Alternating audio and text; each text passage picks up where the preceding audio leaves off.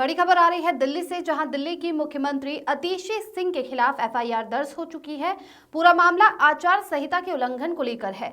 भाजपा नेता के.एस. दुग्गल ने दिल्ली के गोविंदपुरी थाने में शिकायत दर्ज कराई थी, जिसके बाद पुलिस और इलेक्शन कमीशन ने संज्ञान लेते हुए उनके खिलाफ मामला दर्ज कर लिया है। भाजपा नेता के.एस. दुग्गल ने कहा कि सीएम अतिशी को नैतिकता के आधार पर इस्तीफा दे देना चाहिए। Bureau report. दुग्गल साहब, आपने जो शिकायत दी थी दिल्ली पुलिस ने सीएम आतिशी के खिलाफ, इस पूरे मामले को दर्ज कर लिया। हालांकि पार्टी ने भी इस पूरे मामले को बहुत गंभीरता से लिया था आपकी पार्टी ने, और लगातार पार्टी चाह रही थी कि इलेक्शन कमीशन और दिल्ली पुलिस इस पर संज्ञान ले, और आज एफआईआर दर्ज हो गई। इस पूरे मामले को आप लोग कैसे देख रहे हैं और अब आप क्या चाहते हैं? देखो, सबसे पहले मैं हमारी बीजेपी पार्टी के शीर्ष नेतृत्व और इलेक्शन कमिश्नर और दिल्ली पुलिस का तहे दिल से धन्यवाद करता हूं कि इन्होंने इस मुद्दे को उठाया और जनता तक पहुंचाया। जैसे ये हमने एप्लीकेशन दी थी, उसमें ये जो आप पार्टी है, ये बीजेपी के ऊपर खाली निशाना लगाते हैं, बदनाम करते हैं कि एजेंसियां हमारे खिलाफ काम करती हैं। ऐसा नहीं है। आपने देखा है कि पीडब्ल्यूडी की गाड़ियां में किस तरह से सामान ढोया जा रहा है, और अभी तो हमने ये 1 या 2 गाड़ियां पकड़ी हैं। मेरे ख्याल से पूरी दिल्ली में ये माजरा चल रहा है।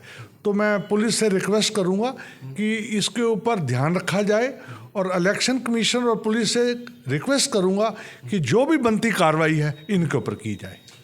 जिस तरह से अब आप लोग ये आरोप लगा रहे हैं कि एजेंसियों का दिल्ली सरकार विभागों का गलत इस्तेमाल कर रही है, तो क्या अब आप और आगे मुहिम चलाएंगे पता लगाने की कि किस तरह से कौन सा विभाग क्या काम कर रहा है, और ये सीएम आतिशी को कितना बड़ा झटका आप मानते हैं?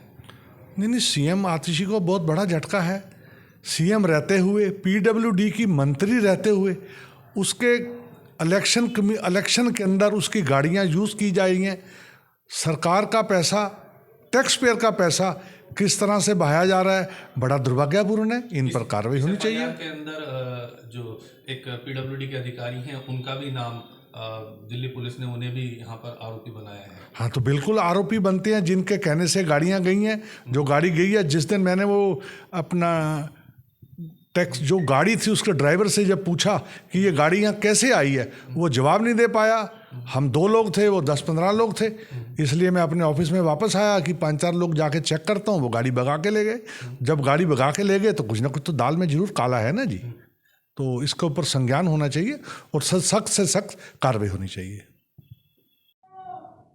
दुग्गल साहब, आप लोग ने जो शिकायत दर्ज कराई थी, अब उस पर एफआईआर दर्ज हो चुकी है। पार्टी नेतृत्व की तरफ से बताया गया है कि इलेक्शन कमीशन और दिल्ली पुलिस ने इस पूरे मामले पर संज्ञान ले लिया है। क्या कहेंगे, अब आप लोग क्या चाहते हैं? मैं सबसे पहले पार्टी शीर्ष नेतृत्व का धन्यवाद करता हूं कि उन्होंने इस मामले को उठाया।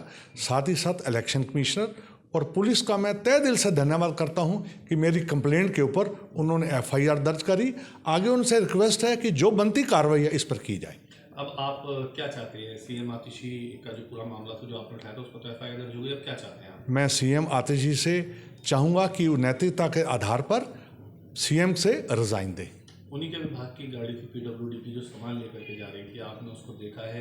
क्या लगता है, क्या और गाड़ियाँ इस्तेमाल की जा रही थी? क्योंकि आरोप तो बीजेपी पर लगता है हमेशा कि एजेंसियों का दुरुपयोग बीजेपी करती है।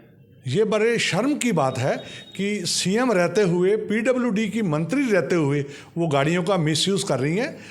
वो हमारे बीजेपी के ऊपर जो भी आरोप लगाते हैं कि हम एजेंसियों का मिसयूज़ करते हैं, वो सरासर गलत है। आपने खुद देखा है चैनल के माध्यम के, टीवी के माध्यम से, कि उनके आरोप निराधार थे।